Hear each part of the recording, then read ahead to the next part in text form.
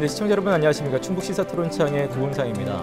4.15 총선이 이제 3주 정도 앞으로 다가왔습니다. 이번 총선 그 어느 때보다 많은 변수가 있습니다. 코로나19부터 시작해서 준연동형 비례대표제 도입과 또 18세 이상 선거권 확대 등 여러 가지 변수가 있는 가운데 그래서 그 어느 때보다도 결과를 예측하기가 힘든 선거가 이번 총선이 아닐까 싶습니다. 자, 오늘 충북 시사토론창에서는 지난주에 이어서 각 선거구별 예비 후보들을 집중적으로 살펴보고 각 선거구별 판세를 함께 분석해 보도록 하겠습니다. 자, 오늘도 함께 나와주신 분들 소개해드리죠. 서원대학교 행정학과 엄태석 교수님 모셨습니다. 네, 안녕하십니까. 네, 반갑습니다. 옆으로 충북 참여자치시민연대 이선영 사무처장님 모셨습니다. 네, 안녕하세요. 반갑습니다. 제 왼쪽으로 배재대학교 한국시베리아센터 라미경 연구 교수님 모셨습니다. 반갑습니다. 네, 마지막으로 소셜미디어 태희 안태희 국장님 나오셨습니다. 안녕하세요. 네, 반갑습니다. 네 분과 함께 오늘도 역시 지역 정가 판세 분석해 보도록 하겠습니다. 일단 충북 정치 1번지라고 할 수 있죠. 청주 상당구로 먼저 가보도록 하겠습니다. 이 상당구 일단 안 국장님께서 좀 상황을 좀 짚어주실까요? 네, 다들 잘 아시다시피 이곳에서는 이제 4명이 이제 출마를 합니다. 먼저 민주당의 정정순 예비후보, 통합당의 윤갑근 예비후보, 그리고 민생당의 김용배 예비후보, 정의당의 김종대 예비후보인데요. 잘 아시다시피 정우택 국회의원이 흥덕구로 지역구로 옮겨가면서 현역 그러니까 지역구 출신 현역 의원은 없는 상태에 이제 경쟁이 치열하게 벌어질 곳이어서 과연 여기에 민심은 어떨까? 정치 1번지 상당구의 민심은 어떨지 상당히 주목을 받고 있습니다. 그러니까 내 후보도 어떻게 보면 첫 번째 깃발을 꽂게 되는 셈이 되는 거죠. 이제 비례대표 김종대 의원도 지역구는 처음이니까요. 그렇기 때문에 사실 상당히 좀 치열한 승부를 지금도 벌이고 있는 상태죠. 네, 다른 분들 어떻게 흥덕구 보고, 상당구 보고 계신가요? 그 3명의 후보가 청주고등학교 같은 고등학교 선후배더라고요. 그리고 지난 4년 전의 선거에서는 정우택 의원이 겨우 2% 차이로 한범더 의원을 한 1,700표 되더라고요. 차이로 이겼던 그런 지역이라서 굉장히 박빙의 승부였다. 그런데 이 현역의 정우택 의원이 옆에 선거구로 옮겨가는 바람에 이제 치르게 되는 선거다. 그런데 진보 측 진영이 2분이 나왔고 또 이제 보수 측 진영에서 1분이 나왔고 또 민생당인가요? 또 1분이 나왔기 때문에 그 진보 보수 여야 구도가 좀 혼전의 양상을 보이고 있다. 그런데 이 지역이 아시다시피 구도심 아니겠습니까? 그래서 그 최고령층이 고령층들이 많이 사시고 경제적으로 굉장히 어렵고 도시 재개발 등에 관련된 그런 욕구들이 강한 지역이라서 이러한 유권자들의 마음을 어떻게 안고 갈 것이냐라는 것, 그리고 대통령의 지지도가 계속 이렇게 유지가 될 것이냐, 거기다 야당이 적극적으로 어떻게 방어해 나갈 것이냐라는 여러 가지가 이제 혼전을 보여주고 있는 그런 곳이다라고 말씀을 드리겠습니다. 다른 분들은 어떻게? 상당구 지역구 같은 경우는 청주시의 45%의 면적을 차지하고 있습니다. 가장 넓은 면적을 차지하고 있고요. 5개의 면을 포함하고 있는데 교수님 말씀하신 것처럼 고령 인구 비율이 가장 높고 또 구도심을 포함하고 있습니다. 그래서 그 각 후보자들도 구도심 관련된 공약을 제일 우선 공약으로 좀 내세우고 있고요. 비례대표긴 하지만 현직 의원 1명과 2명의 신인, 3명의 신인이 이제 맞붙는 경쟁 구도입니다. 민주당의 정정순 의원 후보 같은 경우는 그동안 지역위원장으로서 이제 텃밭을 많이 가꿨고요. 그리고 경선 과정에서 일정하게 지지세를 규합하는 그런 과정들이 있었습니다. 그런데 이제 이력을 보면 행정 관료 출신의 과거 이제 보수 단체의 활동 이런 것들이 있어서 이제 당 색깔과 맞나 이런 선호도와 관련해서는 조금 이제 의문을 제기하는 분들도 있으신 것 같고요. 그 통합당의 윤갑근 후보 같은 경우는 굴러온 돌이 박힌 돌을 뺐다 이제 이런 얘기를 많이 하는데요. 상당히 강력한 굴러온 돌입니다. 단번에 이제 경선 없이 후보로 이제 그 자리 잡았고요. 검사 출신, 고검장 출신. 이면서 이제 내리 2번 정우택 의원을 당선시킨 상당구이기 때문에 지역구를 제대로 이어받는다면 뭐 원활하지 않겠냐 이런 의견들도 일정하게는 있는 것 같습니다. 이제 여기에 다크호스라고 볼 수 있는 정의당의 김종대 의원 같은 경우는 그 유일한 현역 의원이기도 하고요. 20대 국회에서 이제 가장 진보적인 의원이다라는 평가들도 많이 받습니다. 그리고 국방 전문가로서 전문성을 인정을 받기는 하지만 이제 개인적인 인물적인 측면에서는 상당히 높은 점수를 주지만 네. 선거는 결국 그 거대 양당 중심의 구도로 갈 거기 때문에 그로 인해서 좀 어려움은 있을 것이다라는 이제 이야기들도 있고요. 예. 그래서 진보적인 표가 좀 갈라치기가 되면 결국은 보수에게 유리하다 이런 평가들이 있습니다. 그래서 선거 연합 같은 얘기가 예. 뭐 물 밑에서는 솔솔 풍겨져 나오고 있고요. 그렇게 해야 좀 뭐 진보가 당선 가능하지 않겠냐 이런 얘기들도 일정하게는 있는 것 같습니다. 네. 이제 그러나 네, 이제 알겠습니다. 그 진보 측의 민주당과 정의당이 어떤 뭐 연합을 하기는 굉장히 어렵고요. 왜냐하면 예. 굉장히 독특하게 우리 이제 김종대 정의당 비대의원께서 민주 후보께서 이제 굉장히 준비를 많이 하고 온 터라서 아마 선거일이 좀 임박해도 이런 부분 좀 어렵지 않을까 싶은 생각을 갖고 있고요. 그래서 지금 이제 그 세 분께서 논의를 해주셨던 것처럼 이게 보수와 또 진보 양쪽의 영역에 있어서 굉장히 박빙으로 지금 나타나고 있었거든요. 1,774표 정도밖에 지난 20대 선거에서 예, 표가 지난 찬회가 선거 안 났기 때문에 예. 뭐 구성 전면적으로 보게 되면은 노인 인구가 굉장히 많고요. 그럼에도 불구하고 금천동 또 용암 1, 2동에 있어서는 아파트 단지 전체 17만 중에서 한 7만 정도가 거기에 집중제 들어가 있기 때문에 예. 그런 부분에 있어서의 이번에 가장 큰 관건이 될 수 있는 부분들은 투표율이 좀 달려 있을 것이다. 네. 전체 한 58% 정도에서 뭐 거기 좀 이번에 코로나 문제 때문에 더 내려간다라고 한다면은 또 상대적으로 네. 또 진보에게 또 유리한 이런 경향이 오지 않을까 싶습니다. 예. 라미경 교수님 생각에 제가 이제 같이 숟가락을 얹고 싶은 부분이 뭐냐 그러면 정의당과 민주당이 그 패스트트랙 그 선거법 개정에서 네. 연동형 비례대표제 도입하고 검경 수사권 검찰 개혁할 때는 굉장히 친했었죠. 왜냐하면 정의당이 가장 연동형 비례대표제로 혜택을 많이 볼 것이다라는 생각이 있어서 정의당이 정의롭지 못했다라는 말을 들을 정도로 본인들의 의사를 좀 숙여가면서 이제 민주당과 협력을 했었는데 지금 관계는 그렇지 않기 때문에 정의당과 민주당이 선거연대까지 가기는 좀 요원하다. 그래서 아마 이 후보들은 끝까지 완주하지 않을까 생각이 드네요. 예. 예. 네, 저는 이제 공약을 중심으로 좀 말씀을 드렸다 보면 네. 세 분들이 한 분은 행정 전문가, 한 분은 법조인, 한 분은 안보 전문가, 각각 나름 전문성을 띠고 있고요. 예. 근데 상당부는 말씀하시다시피 뭐 구도심도 있고 농촌 지역도 있고 뭐 이러 해서 그 새 후보의 공약이 좀 비슷한 면도 좀 없지 않습니다. 그 중에서 제 눈에 좀 띈 거는 정정순 후보 같은 경우는 소상공인 간이과세 기준을 지금 4,400에서 8,800을 올렸는데요. 한 2억 원 정도로 또 상향을 해서 그런 이제 숨통을 틔우게 해주겠다 이렇게 좀 눈에 보이고요. 그다음에 윤곽근 예비 후보 같은 경우는 동남구 5개면 여기를 좀 도로망도 구축하고 규제도 안 해서 소득을 증대시키겠다 이게 눈에 띄고 김종대 예비 후보 같은 경우에는 재난임금체제 도입 그래서 청주형 상생 모델을 개발하겠다. 그래서 약간씩 다르면서 또 눈에 띄는 공약들이 있었습니다. 네. 어쨌든 뭐 코로나19로 인해서 투표율이 어떻게 나타날 것인지 무슨 모든 선거구가 다 영향을 받겠습니다만 특히 이제 상당 같은 경우 더더욱 좀 중요하리라는 예측도 있었고요. 상당구는 여기까지 살펴보도록 하고요. 계속해서 두 번째로 청주 서원구로 좀 가서 살펴보도록 하겠습니다. 잠깐 안 국장님께서 좀 설명해 주실까요? 네, 서원구는 민주당의 이장섭 예비 후보 전 충북도 정무부지사를 하셨고 청와대 선임 행정관까지 역임을 했죠. 그다음에 여기에 최연호 통합당 예비 후보는 6전 7기의 아주 도전적인 그런 네. 예비 후보입니다. 민생당에는 이창록 예비 후보라고 해서 40대 젊은 예비 후보가 아주 패기 있게 선거운동을 하고 있고요. 말씀하셨던 오재세 민주당 의원은 오는 26일에 후보 등록을 하겠다라고 네. 공언을 한 상태이고 유튜브도 개설했더라고요. 그런가요? 네. 예, 본격적인 움직임을 시작을 하셨다고 봐야 되겠네요. 그래서 어떤 기사에서는 후보가 출마한다는 확률이 70%라고 하는데 제가 볼 때는 거의 100% 출마할 것 같습니다. 네. 예. 다른 분들 서원구 어떻게 지켜보고 계신가요? 예.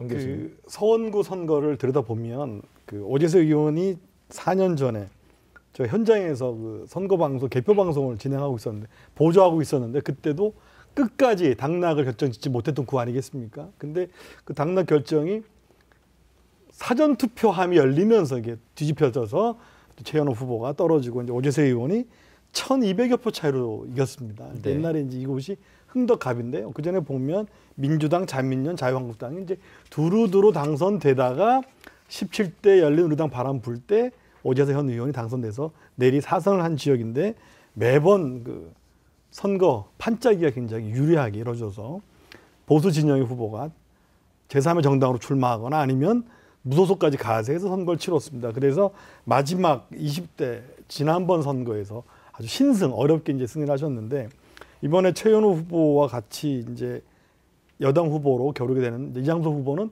경선을 거쳐서 그 이광희 전 도의원이 선대본부장을 맡기로 했다는 것 네, 맞습니까? 맞습니다. 예, 네. 그런 정도로 보통은 그렇게 해서 공천 후유증이 사라지는데 오재세 현 의원은 중앙당에서 컷오프 예선 탈락이 됐기 네네. 때문에 이제 거기에 대해서 이제 반감을 가지고 본인이 지내온 16년을 평가받겠다라고 하는데요.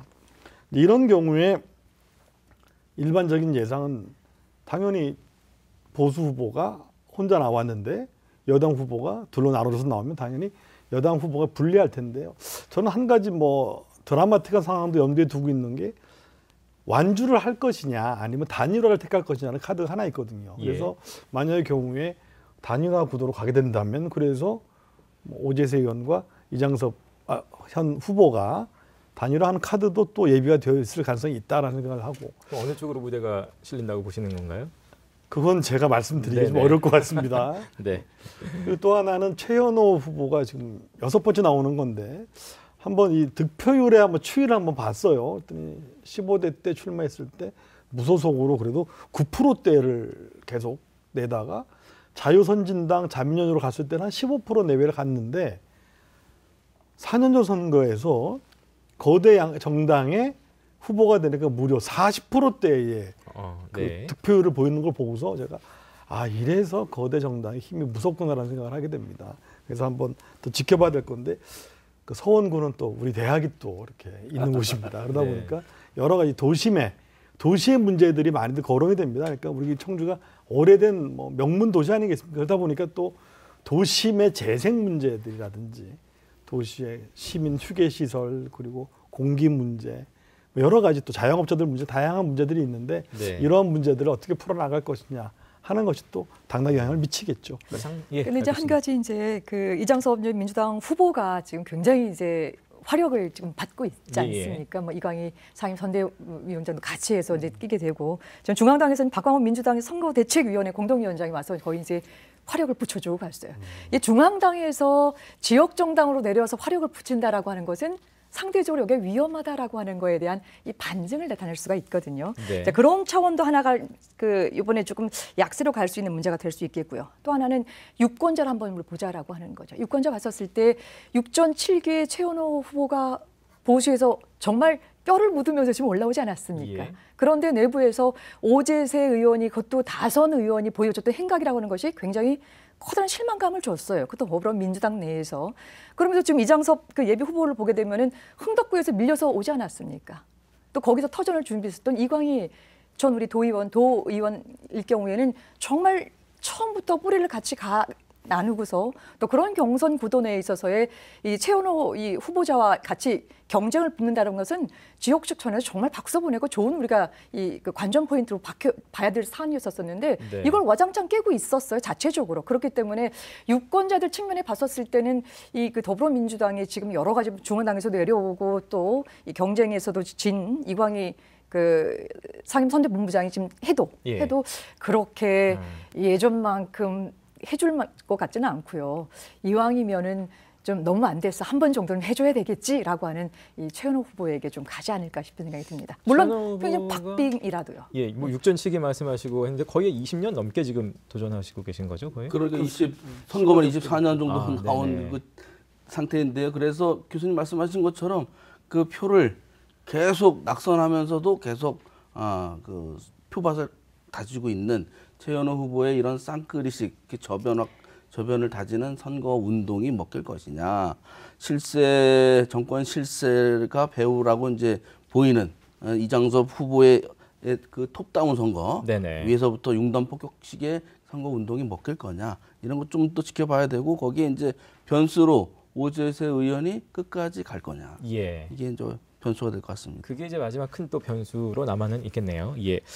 계속해서 뭐 청주의 또 다른 선거구죠. 청원구로 가보도록 하겠습니다. 여기는 뭐 수식어가 여러 가지가 붙습니다. 뭐 충북 국회의원 선거 사상 최초로 남녀간 대결이라든지 충북 최고령과 최연소의 대결이다. 또 4선대 초선의 대결이다. 뭐 등등해서 여기 잠깐 영장님 설명해 주시죠. 네, 이곳은 현역 대 현역의 대결에서 현역 대 전직 의원의 대결로 바뀐 네네. 구도입니다. 그렇죠. 그리고 진보 정당도 이제 나온 곳이죠. 민주당의 변재일 예비 후보 4선의 국회의원이고 통합당의 김수민 예비후보는 초선 출신의 국회의원 했죠. 그다음에 민중당의 이명주 도당위원장이 여기에 출마를 했습니다. 청원구는 뭐 앞에서도 말씀 주셨지만 수식어가 제일 많은 지역구인 것 같습니다. 70대와 30대, 관록이냐 폐기냐, 네. 남성이냐 여성이냐, 현직이냐 전직이냐 이제 이런 얘기까지 나오고 있는데요. 충북 후보 중에 유일한 여성 후보입니다. 아직까지는. 그리고 네. 30대 이제 청년이기도 합니다. 지난주에 김수민 의원이 이제 셀프 제명과 관련해서 이제 그 지역 정가에도 많이 오르내리고 했었는데요. 이제 현직 대결이 아니고 현직과 전직의 이제 예. 대결이기도 합니다. 비례대표 국회의원으로 있을 때 오창 소각장 관련한 활동들을 상당히 열심히 해왔고요. 근데 이제 이 부분은 두 후보 간 활동력의 변별력이 좀 없는 그런 예. 한계들도 일정하게는 있는 것 같습니다. 그리고 변재일 후보 같은 경우는 이제 지역 내의 세대 교체 여론, 뭐 5선에 도전하다 보니까 그런 여론들이 일정하게는 있었지만 살아남아서 이제 5선에 도전을 하게 되는데요. 중앙 정부와의 소통을 강조하면서 이제 지금 현재 우위를 점하는 모양새는 있는 것 같습니다. 그러나 이제 뭐 계속해서 여당에 유리할 것만 같지 않은 징표가 우리 20대 선거를 보게 되면은요. 20대 이제 그 변재일 당선자가 그 당시에 40.6%의 득표를 얻게 됐는데요. 네. 표 분석을 하게 되면은 뭐 물론 그 당시 오성균 새누리당 그 후보가 38.92%로 좀 낮긴 했었어도 그 당시 기본적으로 보수당의 분열이 일어났던 지점이 있습니다. 그 당시 신원관 국민의당 그 출신 같은 네. 경우 10.69가 들어가게 되죠. 근데 지금 같은 경우에는 아까 말씀하셨던 것처럼 이명주 그 민중당 후보가 들어왔기 때문에 네네. 이건 크게 여기에서 작동을 안 할 것 같습니다. 예. 왜냐하면 그 이명주 후보가 갖고 있었던 여러 가지 이 선거 경력 또 후보 경력을 보다 보니까 뭐 음주에 관련된 부분들 우리 네. 유권자로 봐서 이렇게 제척해야 될 그런 이유들이 몇 가지가 있기 때문에 예. 이게 좀 어렵다고 친다면 지금 이제 양대 구도의 변재일 후보와 김수민 후보 같은 경우에 이게 변재일 후보 기존에 갖고 있었던 여당의 어떤 프리미엄 또 현역의 프리미엄 이런 것들이 다 가져가기는 좀 어렵지 않은 구석이 좀 있지 않을까 판 네, 구도가 예. 자체적으로 그래서 이 부분도 이번에는 조금 바뀔 수 있는 가능성이 있는 지역구 중에 하나가 아닐까 생각합니다. 예. 사실 이제 우리 지역에서 4선을 넘어서 5선에 도전하시는 분이 이제 세 분이 계신데 아까 오재세 의원도 물론 포함돼서 변재일 의원도 사실은 5선 도전이라는 게 지역으로서도 사실은 굉장히 어떻게 보면 영광스러운 일일 수도 있는데요. 지금 이제 어떻게 될 것이냐가 굉장히 초미의 관심사가 됐습니다. 그래서 이제 여기 선거 예, 같은 드리고 경우에는 드리겠습니다. 뭐 세대 교체론 예. 이게 불 것이냐. 근데 세대 교체론 말고 시대 교체론도 있지 않습니까? 그리고 이제 김수민 의원이 그런 세대를 교체할 만한 능력을 이번 선거 과정에서 보여줄 수 있느냐. 네. 이런 것들을 유권자들이 냉정하게 판단할 것이고요. 그러니까 경력이 뛰어나다가는 4선 의원하고 5선 가서 그런 초심을 유지할 것이냐. 이걸 또 날카롭게 지켜볼 것 같습니다. 예, 엄 교수님. 예. 이 지역의 특성이 좀 있는데 아시다시피 뭐 군 단위가 약간 보수적이지 않습니까, 그죠? 근데 지금 변재일 의원이 17대 때부터 4선을 했지만 그 이전에 13대부터 16대까지 자유한국당의 신경식 의원이 4선을 한 곳입니다. 네. 그러니까 이 지역은 4선을 이미 두 분 갖고 계시고 우리도 5선을 내느냐라는 것이 관심사가 되기도 하겠지만 조금 전에 라미경 교수가 말씀하신 대로 보수의 분열 같은 것이 작동을 한 20대 선거 때 민주당 후보들이 다 그러한 영향을 받았습니다. 여기도 국민의당 말씀하시는 국민의당 후보가 12%를 가져갔어요. 그리고 무소속의 또 한 후보가 4% 가져갔는데 물론 모두 다 보수표는 아니었겠죠. 그러나 보수와 진보의 표 차이가 4%밖에 되지 않았다는 얘기는 좀 굉장히 어렵게 이겼다는 지역인데 오재세, 변재일, 누구죠? 도종환 의원이 다 그런 케이스다라는 걸 말씀 안 드릴 수도 없고 또 만약에 세대 교체를 얘기하고 뭐 그런데 또 만약에 이 지역이 청원군이 사실 지금 청주도 같이 가지고 있기 때문에 보수색만을 얘기하는 건 아닙니다. 그런데 만약에 보수적이라고 얘기한다 그러면 여성이 불리합니다. 그건 잘 아시지 않습니까? 지역구에서 여성 의원들의 경쟁력은 득표력에서 좀 떨어진다. 그러나 현역 의원인데다가 또 최거대 야당의 후보고 그리고 또 최초는 아니겠습니다. 부녀 국회의원들이 또 그 지역구에서 또 등장하는 그런 게 되고요. 그런데 네. 지금까지 그 지역에서 두 후보가 특정 쟁점으로 붙고 있는 것 같지는 않습니다. 뭐 유사한 논의로 가고 있는 것 같은데 저는 뭐 이번 선거도 뭐 항상 그렇습니다만 마지막에 부는 정서적인 바람이 여당한테 유리하게 불지 야당에게 유리하게 불지 뭐 이 지역은 어떤 바람이 불지도 상당히 영향을 많이 미칠 것입니다. 예. 예. 뭐 당색에 따라서 이제 그런 것도 있겠습니다만 아까 이선현 사무처장님 충북도 내 유일한 여성 후보다라는 얘기를 해주셨기 때문에 그 부분도 어떻게 지금 이제 보수적인 면에서 볼 때는 그다지 유리하지 않다는 말씀이셨는데 그러나 젊고 예. 또 진보적인 분위기에 도시적인 색채에서는 또 충분히 표를 던질 수 있는. 왜냐하면 청원군만 생각을 하시니까 그런데 청주와 청원을 같이 물고 있거든요 지금. 그래서 예. 아마 여러 그 시청자분들께서 이름만 들으시면 꼭 청원군 같은데 그런 건 아닙니다. 예. 그래서 예. 도농과 진보 보수가 섞여 있고 보시다시피 보수가 4번 된 지역에 진보가 4번 된 지역입니다. 그런데 이것을 어떤 특색 있는 지역이라고 말을 할 수 있겠습니까? 예. 이제 그렇지만 조금 이제 달라지는 네, 것이요. 알겠습니다. 이쪽에 이제 예전에 청원구였을 때랑 지금 이제 오청 오송 지역을 중심으로 해서 새롭게 이제 여러 가지 산업의 어떤 변화 양상들을 그대로 보여준 부분이기 때문에 실질적으로 이 통합당의 후보로 지금 김수민 후보가 좀 나오긴 했지만 여성이고 지금 이제 변재일 그 후보와가는 나이가 한 40대 차이가 또 나고요. 예. 또 한 역할들도 고위관리에서 벤처 기업의 대표로 있었기 때문에 그런 측면에서 보수에서 여성이 나와서 우리가 일견 생각하기에 굉장히 좀 불리할 것이다라고 하는 것들은 우리가 여러 사례에서 찾아볼 수는 있었습니다만은 우리 충북 사례에서 여성이 이렇게 나와서 이렇게 겨뤄본 것도 많지가 않기 때문에요. 저는 조금 다른 시각에서 이제 여기서 보게 되면은 네. 기본적으로 유권자의 텃밭과 더불어서 벤처기업의 대표로서 물론 지금 꼼꼼하게 따져보니까 변재일 후보에 비해서 이 그 김수민 후보가 공약적 자체적으로는 꼼꼼하지가 좀 않더라고요. 우리 뭐 지금 이 변재일 후보 같은 경우에는 뭐 가장 최근에 꿀잼 청주 만들기 위해서 아주 뭐 세부적으로 그 밀레니엄 테마파크 아니면은 반려견에 관련된 어떤 그 파크 조성하는 부분들 아주 밀접하게 생활로 들어가게 됐는데 그 김수민 후보한테는 찾아볼 수는 없지만 새롭게 바람을 일으킨다라고 하는 거 새롭게 우리가 전반적으로 21대 국회가 정권 심판론이다라고 하는 것이 마지막 바람만 좀 불어주면은 그렇게 또 비관적으로 볼 만한 지역구가 아닐 겁니다. 그래서 네. 아까도 말씀드렸다시피 여기는 선거판이 열려봐야 알겠습니다만 예. 김수민 의원 같은 경우에는 초선임에도 불구하고 그 한 4년 동안 당적을 본인이 일부러 옮겼든 뭐 당에 따라서 당의 사정이 그렇게 됐든 간에 초선이 보여준 그런 행적은 다선이 보여준 행적과 뭐가 그렇게 차별성이 있느냐 이런 것들이 시기에서 세대 교체는 좋고요. 남녀 여성이라는 거 좋은데 이런 것들을 얼마나 자기가 진정성 있게 보여주느냐가 먼저이지 않느냐. 이 구도만 봐서는 좀 알 수 없는 알다가도 모를 선거가 되지 않을까 싶습니다. 예. 어쨌든 뭐 김수민 지금 후보의 어떤 구체적인 배경을 살펴봤을 때는 새로운 표본이 등장할 수 있지 않겠느냐라는 게 또 라 교수님의 의견이었던 것 같습니다. 이제 청주 저희가 지난 시간에 흥덕구까지 해서 모든 선거구를 살펴봤고요. 이제는 다른 선거구들 충주로 또 가보도록 하겠습니다. 네네. 이 지역은 18대까지 이제 열린우리당, 민주당 이분들이 이제 차지했고 그 다음부터 19대부터 지금까지는 이제 보수 쪽에서 차지하고 있습니다. 민주당에서 김경욱 차관 출신 예비 후보가 있고요. 통합당에서는 이종배 현 재선 국회의원이 있고요. 예. 민생당의 지방의회 출신인 최용수 예비 후보가 지금 이제 격돌하게 되었습니다. 예.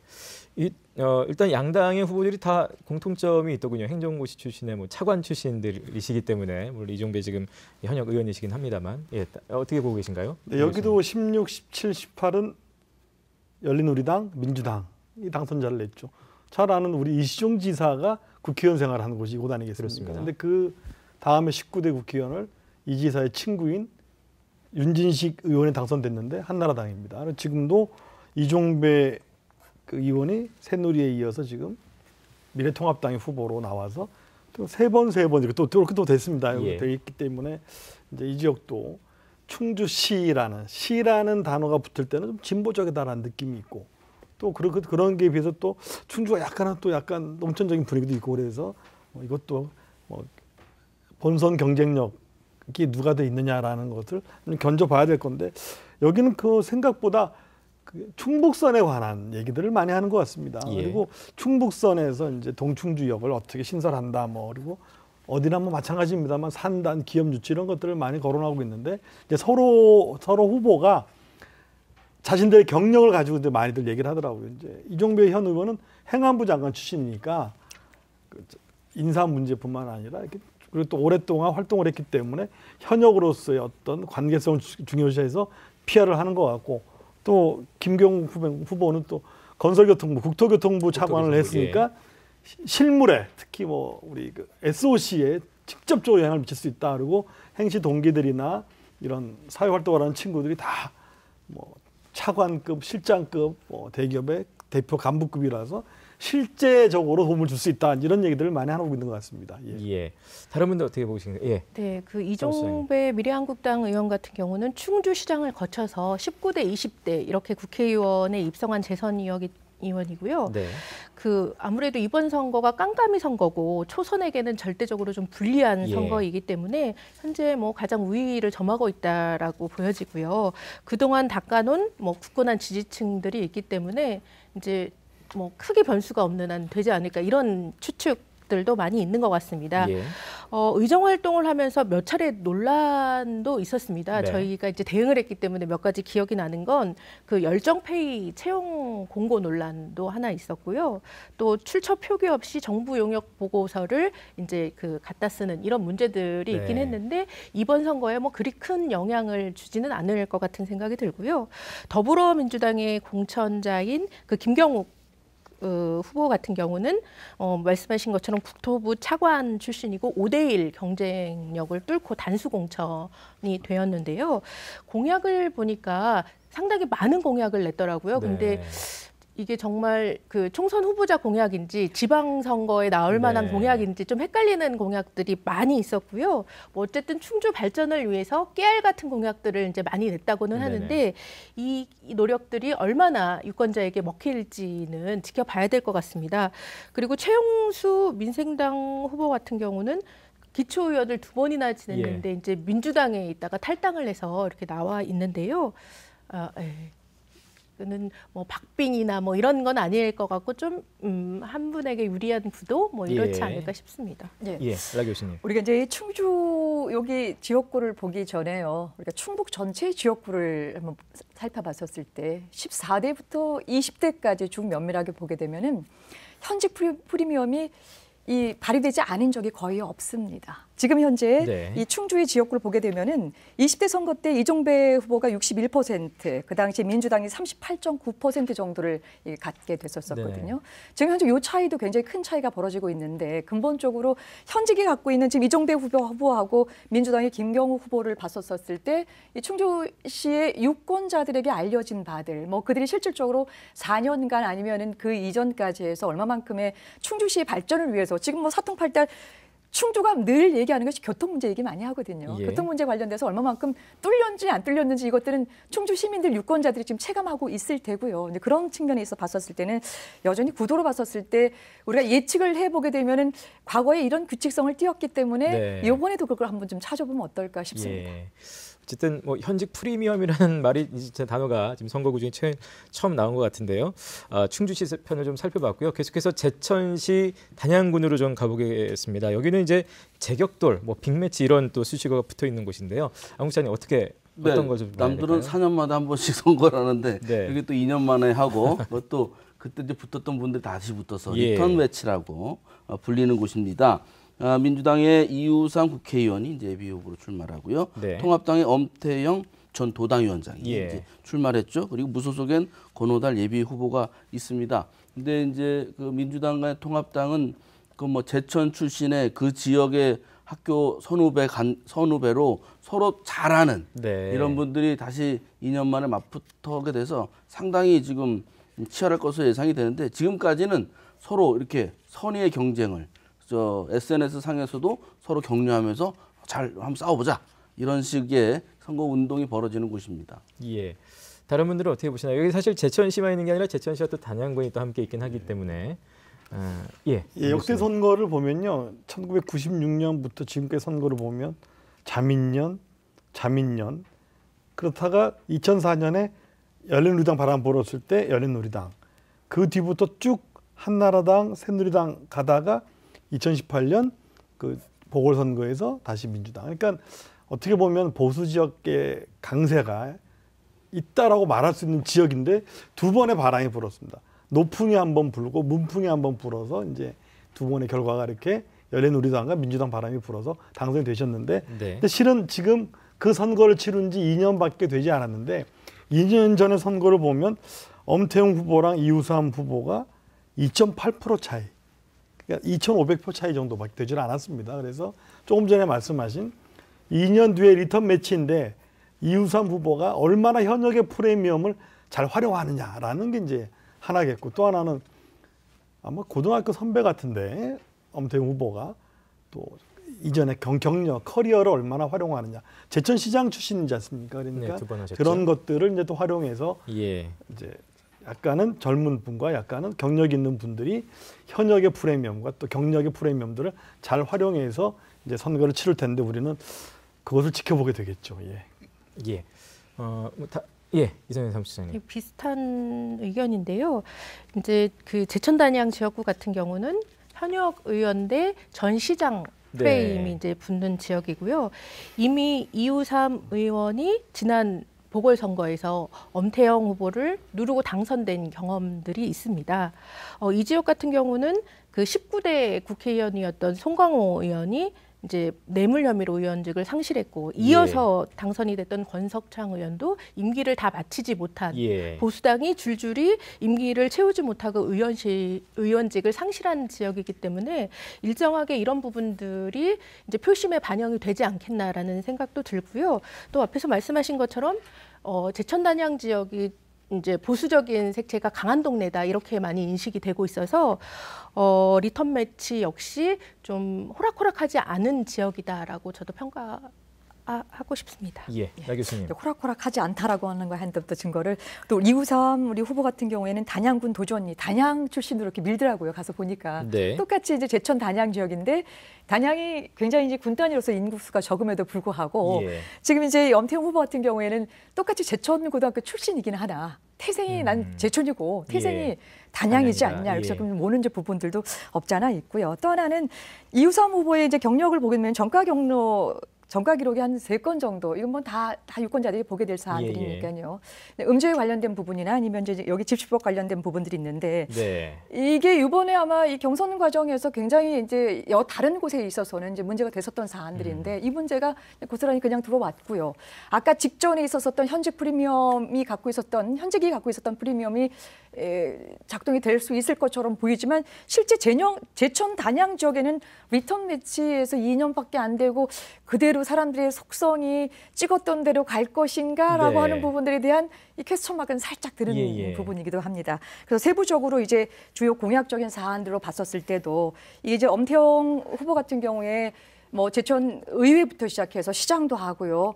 잊을만 하면 유권자들에게 잊혀지지 않을 만큼 낙선을 하더라도 계속 얼굴을 좀 예. 보여왔거든요. 그런 과정에 있어서 곳곳에 들어가서 이제 공약 사항들을 좀 들어오게 되고, 그런 공약 사항을 비교해 봤었을 때는 굉장히 좀 체계화, 또 이렇게 가려운 곳에 좀 긁어주고 싶어 하는 그런 부분들은 있으나, 이제 기존에 그 제천 시장으로 있었을 때 얼마만큼 그런 것들을 좀 해소시켜 줬느냐라고 예. 하는 것들이 이번에 또 표심이 어떻게 또 작동될 것인가라고 하는 거에 대해 중요한 또 변수가 될 것 같습니다. 네.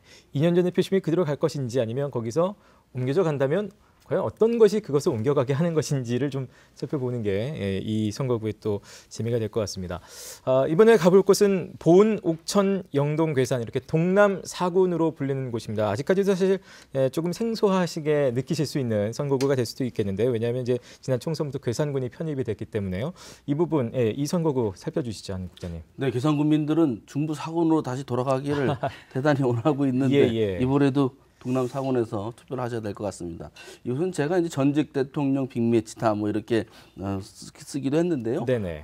곽상원 민주당 예비 후보는 고 노무현 전 대통령의 사위죠. 예. 그다음에 박덕흠 지금 통합당 예비 후보 재선 국회의원입니다. 이분은 이제 유경수 여사의 고향인 이곳에서 이제 재선을 한 분이라 이 두 사람이 어떤 지역구 싸움보다는 큰 명분을 두고 좀 대결하는 구도가 아니겠느냐 이렇게 보입니다. 네. 그러니까 지역의 이슈 자체보다도 네. 명분 대 명분이 맞붙는 그런 싸움이 될 것이다. 다른 분들, 이 교수님 먼저 드릴게요. 그 20대 때 왜 선거구 획정 문제로 그때 뭐 여러 가지 얘기들이 많이 나왔죠.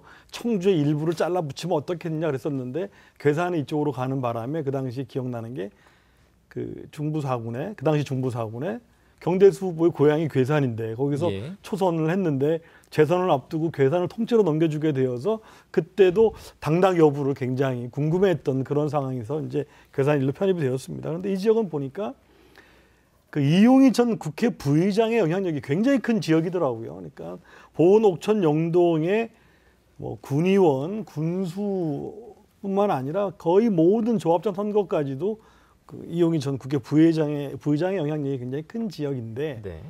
그 영향력을 가지고 아들을 2번 출마시켰다가 낙선이 되었죠. 그래서 이제 박덕흠 의원이 2번 다 이겨서 이제 3선을 바라보게 된 지역인데 노무현 대통령의 사위가 민주당의 공천을 받아 내려왔습니다. 근데 이 지역은 특징이 보면 15대부터 쭉 보면 자유한국당, 자민련, 그전에는 민정당, 또 16, 17대는 이용희 의원이 민주당으로 나왔다가 또 자민련으로 나왔다 그래서 여기도 사실 군단위 선거지만 워낙 이용희 전 국회 부의장 영향이 커서 민주당이 그 나름대로의 힘을 갖고 있는 지역인데 여기서 박덕흠 의원이 2번 됐는데 될 때마다 표 차이가 상당히 큰 지역이었습니다.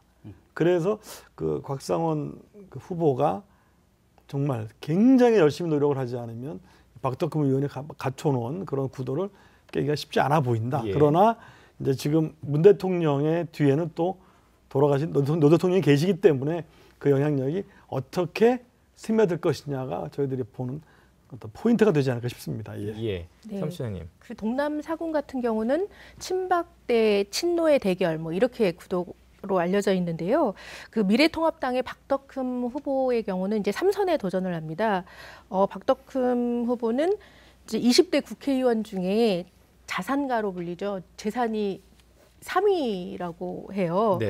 그 관련된 건설업을 하고 있는데 그 국토교통위원회 활동을 하면서 이해충돌 방지 이런 문제와 계속 이제 논란이 좀 있기도 했고요.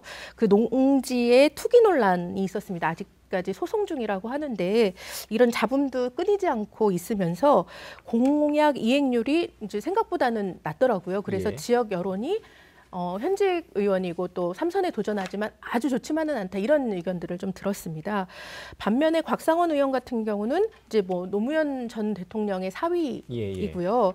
그런데 경선을 통해서 확정이 됐지만 지역에서는 뭐 정확히 잘 알려지는 내용은 별로 없는 것 같습니다. 그러니까 일반적으로 왜 노 전 대통령의 사위가 왜 여기에 나오냐 이 얘기를 아무래도 하시기 때문에. 근데 이제 영동 출신, 고향이 영동이어서 이제 그렇게 출마를 좀 하게 됐는데요.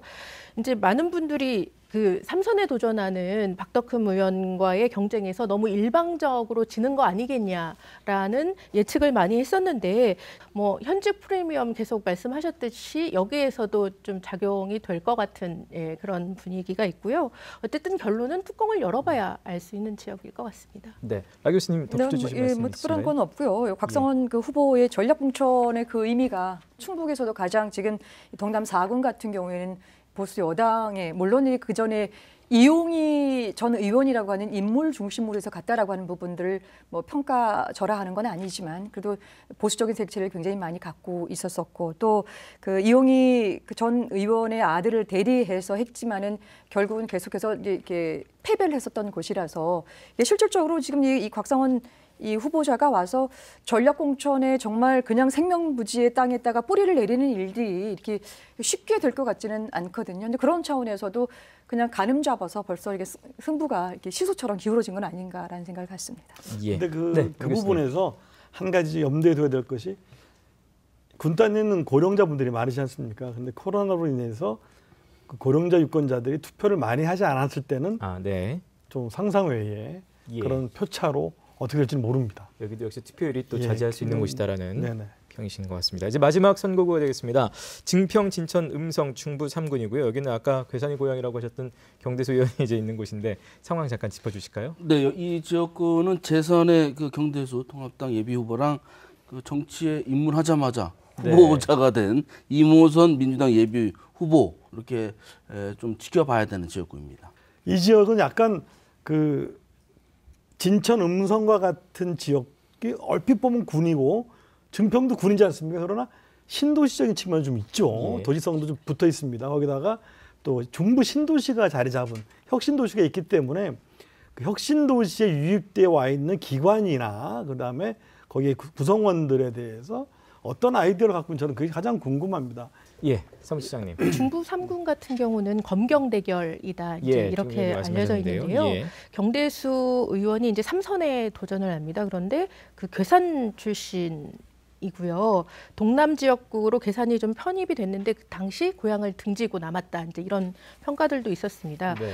그러면서 지역구 관리는 상당히 탄탄하게 잘하고 있다 이런 평가들이 많이 있는데요. 예. 이 코로나19 관련해서 그 중국에 있는 우한 교민들이 진천의 국가공무원 인재개발원으로 격리 예. 수용이 될 당시에 이제 즉각적으로 반발하는 기자회견을 했습니다. 그 당시 이제 지역 주민들의 놀란 마음을 대변해 준다 이런 평가도 있었지만 어쨌든 이 세계적인 위기를 정치적으로 이용한다 이런 비난들도 일정하게는 있었던 것 같습니다. 예. 그리고 이모선 후보 같은 경우는 상대적으로 얼굴이 많이 알려지지 않았습니다. 그래서 네. 최근에 후원회장으로 뭐 이낙연 전 총리를 모시는 뭐 그래서 지지세를 확산하면서 이제 노력하고 있는 그런 모습들도 보이고 있는데요. 여기에는 임혜종 후보가 이제 여전히 변수로 작용을 예. 할 것 같습니다. 아 교수님 마지막으로 짚어주실 말씀 있으신가요? 예. 예. 이제 경대수 이제 후보 같은 경우에는 어쨌든 간에 이제 괴산이기 때문에 무연고로 지금 여기 들어오지 않았습니까? 네. 그렇지만 실질적으로 그 미래통합당 당내에 있어서 경선을 치르고 들어왔어요.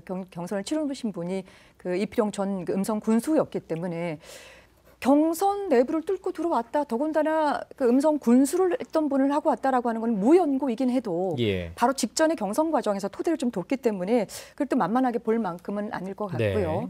또 당내에 있어서 단수 공천으로 이렇게 되지 않고 나서 경선을 통해서 했다라고 하는 것은 당 내부에 또 이런 부분들이 좀 약해지지 않았느냐라는 것들도 반추해서 볼 수 있으나 이후 과정 내에 있어서의 해나가는 과정들이 그렇게 쉽게 지금 그 제일 늦게 지금 출사표를 던졌더라고요. 우리 그 민주당의 이모선 후보 같은 경우에 예. 이렇게 됐을 경우에 그렇게 크게 떨어질 것 같지는 않고 만약에 또 된다 하면은 아까 얘기했었던 또 다른 후보자에 의한 이 표 갈림 때문에 조금 다른 효과를 조금 보지 않을까 싶습니다. 예. 자, 오늘 저희가 지난 시간 청주 흥덕구 편에 이어서 나머지 청주의 7개 선거구들을 쭉 좀 살펴봤습니다. 마지막으로 뭐 하시고 싶으신 말씀, 어떻게 또 유권자들에게 또 하고 싶으신 말씀 있다면 마무리 발언으로 듣도록 하겠습니다. 사무처장님부터 좀 듣도록 하죠. 예. 예, 이번 선거는 총선뿐만 아니고 도의원 보궐선거도 함께 열립니다. 근데 많은 지역의 주민들이 그 사실을 모르고 있습니다. 예, 예. 청주 10선거구 그리고 보은과 영동에 한 곳씩 세 곳에서 예. 도의원 보궐선거도 열리고 있기 때문에 유권자들이 꼼꼼한 선택과 현명한 선택을 해서 좀 해야 될 것 같고요. 또 후보자들에게도 한 말씀 드리고 싶은데 네. 현재 각 언론사에서 이제 TV 토론회가 진행되고 있습니다. 유권자의 알 권리 차원에서도 중요한 부분이고요. 깜깜이 선거를 해소한다라는 측면에서도 그리고 뭐 저비용 고효율 선거운동이다라는 평가들도 많이 받고 있는데요. 최근에 뭐 아예 방송 토론회를 안 하겠다 이런 후보들도 좀 있는 것 같습니다. 예. 그렇게 됐을 경우에는 유권자의 알 권리 자체가 이제 기본적으로 차단되는 거기 때문에 그런 부분들 없이 유권자들을 좀 존중하는 입장으로 잘 했으면 좋겠다라는 생각에서 끝까지 그래도 정책 선거로 네네. 나아가기 위한 노력들은 해줘야 한다고 생각합니다. 예. 안태희 국장님. 네, 그 지역구 8개 선거구 가운데 정치 신인들이 등장하는 곳이 6곳이나 됩니다. 특히 청주 상당구 같은 경우에는 지역구에서는 다 처음 나오는 후보들이거든요. 예. 어쨌든 유권자들께서는 이런 뭐 신인들의 도전 또는 안정적인 뭐 국정 운영이라든가 이런 것들을 각각의 나름대로 이유대로 이렇게 주장하고 있는 이 후보들을 잘 판단하시고 대단히 힘들고 어려운 길이겠지만 투표소에 나가서 투표를 좀 해주시면 좋겠다 이런 말씀을 드립니다. 예, 라 교수님. 예. 21대 이 선거 자체가 이 정권의 중간에서 하는 거기 때문에 정권 평가를 할 수밖에 없습니다. 평가, 심판과 평가라고 하는 부분들은 유권자 여러분들에 의해서 결정되는 사안이긴 하지만요. 지금 열심히 이 선거 운동을 하고 있는 그 후보자들, 이 후보자들이 지금 현재의 4월 14일 밤 12시까지 그 절박한 마음을 갖고 앞으로 4년 기간 동안에 그 절박함을 지역을 위해서 국가를 위해서 대신해 줄 수 있는 그 마음으로 정말 품격 있는 국회를 이루시기를 기대하겠습니다. 예. 마지막으로 엄태 교수님. 예. 예, 제가 우스갯소리로 무슨 말만 하면 이렇게 얘기합니다. 코로나 때문이야. 모든 것이 다 코로나로 덮여 있습니다. 네. 여러분들 4월 15일 총선을 앞두고 코로나를 잘 걷어내시고요. 정말 지난 4년들 현역들 어떻게 일했는지, 그리고 우리가 식상했던 선거 운동을 떠나서 미디어를 통해서, 인터넷을 통해서 그 사람들이 무슨 주장을 하고 있고 지나간 4년 동안 무엇을 했고 앞으로 무엇을 하겠다고 하는지 코로나를 걷어내고 잘 들여다보십시오. 좋은 사람 뽑는 것이 민주주의의 기본입니다. 네. 2주 동안 함께해 주셔서 감사드리겠습니다. 고맙습니다. 감사합니다. 네, 지난주에 이어서 2주 동안 충북도 내 선거구별로 함께 판세를 좀 분석을 해봤습니다. 국회의원 선거 우리의 미래를 좌우하는 아주 중요한 일이죠. 끝까지 관심을 가지고 지켜봐 주시고 꼭 표로 여러분의 유권자의 권리를 행사해 주시기 바라겠습니다. 충북 시사토론창 오늘 순서는 여기서 마치겠습니다. 고맙습니다.